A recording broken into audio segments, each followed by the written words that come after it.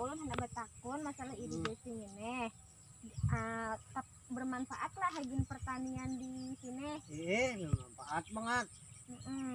Adakah sudah masalah yang dihadapi nak irigasinya, misalnya apakah bocorkah, adakah sudah? Waktu itu pun masalah belum baik aja dintona. Ini bisa nih riget nih kena diberesihin lah kayak tanah-tanahnya nah. Dibuangi tanahnya nih kayaknya nah, dicai ke timbuk nah. Bila kemarau, bila memakai hendak menyalurkan benihnya. Bila wah ini belum lagi lah. Ini belum lagi. Bila kemarau hanya terpakai. Mun masalah hama pang adakah? Apa yang banyak tahun ini?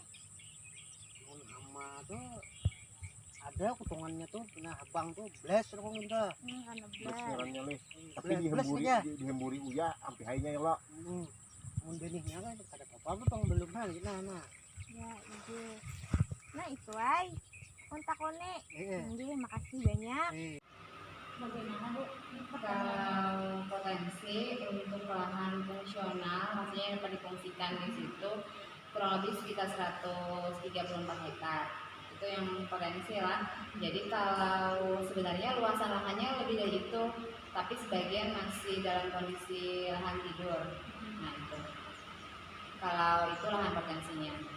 Untuk permasalahan saat ini yang dihadapi petani, kalau sekarang kan lagi musim tanam di Desa Rantau Hilir, yang berdasarkan hasil monitoring di lapangan itu banyak keluhan petani. Pertama mengenai penyakit belas dulu, penyakit belas. Kemudian yang kedua, petani ini kesulitan karena di sana bukan masuk dalam wilayah Polder Alabio, itu kesulitannya ketika mengatur air. Jadi kalau mau kering petani sesegera mungkin nanam, tapi kalau sekarang lihat kondisi curah hujan lumayan tinggi, jadi kalau tanam padinya banyak mengalami kendala di dalam hal waktu, jadi agak dimundurkan sedikit. Padahal ini sepengetahuan saya di lapangan, petani sudah menanam sampai tahap pada watun 2. Kalau watun 3-nya itu sudah untuk sementara tidak bisa ini karena dalam. Terus kalau penyakit belas biasanya kalau masih di Semayan, beberapa petani masih disarankan untuk masih menggunakan PGPR. Tapi kalau sudah di tahap tanam di fase vegetatif sampai padinya umur 1 bulan, itu kemungkinan petani lebih banyak menggunakan jenis fungisida, karena kan kalau belas itu penyebabnya jamur atau cendawan. Jadi kena angin aja sudah sporanya terbang pindah. Kalau bikin PGPR kadang menyempatkan lagi si petaninya. Jadi ternyata banyak yang beli bahan kimia untuk mempercepat pengendalian penyakit karena belas. untuk belas masalah lain, apa tuh? Kalau masalah lain, sebenarnya kan belas ini bisa dikurangi dengan cara menanam padinya dengan sistem jejak Lego. Cuma kalau jejak Lego ini kan hubungannya ke perilaku atau sikapnya petani. Jadi petani di sana cenderung nanam dengan sistem jarwo kalau misalnya ada kegiatan seperti lahan percontohan atau demplot. Nah itu biasanya baru melaksanakan dengan sistem jarwo. Tapi kalau tidak ada kegiatan seperti itu, mereka tanamnya sistem tegel namanya. Sistem tegel itu tanpa aturan kayak sistem jarwo. Jadi kesulitannya itu kalau sistem tegel itu karena kelembapannya banyak ya, dempetannya itu yang bisa menyebabkan mudah tanaman terserang penyakit, karena kalau lembab itu mudah terserang jamur. Tapi kalau sistem jarwo itu kebanyakan jarang terserang penyakit belasnya karena sudah ada pengaturan jarak tanam. Kemudian kita kalau mau membersihkan lahan atau melakukan penyemprotan segala macam itu lebih gampang daripada yang sistem tegel. Tapi tadi karena air tidak bisa diatur, mereka kalau nanam itu harus berpacu dengan waktu. Jadi kadang-kadang si apa nih kalau rasanya nyebutnya upahan lah. Nah, upahan itu atau bahasa lainnya itu buruh tani, mereka tidak terlatih dan tidak dianggap mereka memperlambat pekerjaan kalau nanam upahannya tadi pakai sistem belajar Legowo, jadi sistem segel yang cara paling simpel. Kalau ulun ingin mengenalkan kembali belajar Legowo untuk masyarakat atau petani itu, apa langkah-langkah yang harus diambil? Kalau mau mencontohkan atau mengenalkan lagi Jarwo, itu memang sebenarnya untuk mundur bulan ya, karena ini sudah banyak yang tanam, kecuali menanamnya itu nunggu di bulan watun 3. Jadi kalau watun 2 ini masih dalam, watun 3 apalagi.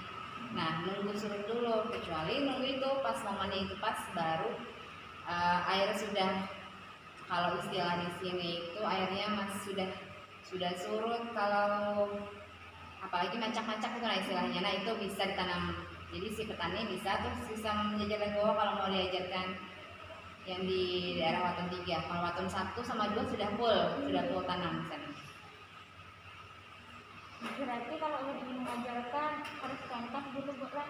Ya, ikut di sana bahwa kalau biasanya orang praktek Jarwo itu pakai tali atau semacam, pokoknya buat membatasi jarak dari satu ke satu itu nah, biasanya pakai tali rapia boleh, pakai jenis tali yang lain boleh dikencangkan.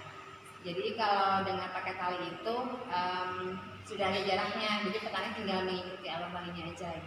Nah, kalau sistemnya yang 2/1, 4/1 itu lebih bagus mana diterapkan untuk pemula ibaratnya? Oh, kalau untuk pemula sebenarnya sih yang 21 aja dipakai.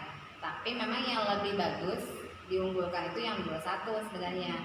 Jangan beranggapan nanti petani kalau 21 banyak balahan tersisa di samping-sampingnya, tidak. Sebenarnya itu disisipkan ada di sampingnya, sudah ada aturannya. Jadi tidak mengurangi jumlah tanaman yang ditanam ketika pakai Jarwo dengan sistem tegel.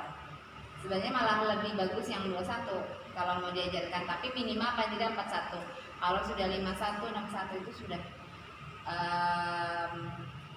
tingkat kesempurnaannya itu ibaratnya itu sudah ada mendekati Jarwo lagi. Jadi mendingan yang 21 atau 41 yang lebih bagus. Kalau untuk saran dia, ulun kayak pengenalan kepada masyarakat itu seperti apa? Perbaikan pertanian di Lampung Marasilir. Untuk petani, untuk kelompok tani, Maksudnya itu yang ulun kenalkan kepada masyarakat, ada yang saran. bagusnya itu kalau biasanya petani itu akan mengikuti anjuran dari si penyuluh atau pelatih yang terkait. Tapi kalau misalnya mereka sudah melihat hasil, jadi kalau bisa ada satu petak contoh lah yang pakai sistem Jarwo. Tidak usah banyak, cuma sekian borong, tapi letaknya itu jangan jauh. Kalau bisa letaknya itu posisinya yang kalau ada petani-petani yang mau ke sawah, sekalian lewat, sekalian melihat, oh ternyata di sini ada lahan percontohan dengan sistem Jarwo. Nanti pas orang mau lewat lagi yang lain lokasinya bukan di situ tapi lebih ke sana lagi, melihat contohnya. Jadi bisa. Jadi kalau bisa, kalau mau mengenalkan dengan sistem percontohan nanti kelihatan hasilnya. Kalau melihat hasilnya bagus, jadi petani baru mau menerapkan. Tapi kalau cuma disuruh tanpa mereka mengetahui hasilnya, agak kesulitan. Kalau ulun menerapkan Jarwo itu saat ini bermasalah nggak Bu? Cocok lah, itu kan hasilnya pada terlambat dari Tuhan. Jarwo kalau bulan ini, kecuali masih ada petani yang lahannya itu belum ditanam, tapi sudah siap semai atau putungan. Nah, itu bisa dalam waktu dekat, kecuali yang itu dipakai. Kalau mau nunggu yang 3 mungkin kelamaan, di atas bulan September baru bisa, karena ini kan hujan terus nih rata-rata di dalam. Kalau nunggu itu kelamaan biasanya nungguin. Jadi pian bisa sampai di lapangan, bila masih di lokasi yang bagian atas ini masih ada pian melihat semayan atau potongan petani berarti itu masih ada lahan yang belum ditanam, tapi si semayannya sudah siap bisa dipakai. Nah, dia tidak cari informasi mengenai siapa pemiliknya, jadi bisa diambil sampel, bolehlah kita izin untuk menggunakan lahannya si petani yang punya semayan tadi. Biasanya kalau semayan di sini lahannya bukan di situ, bukan di samping sini tanam, tapi bisa di sana.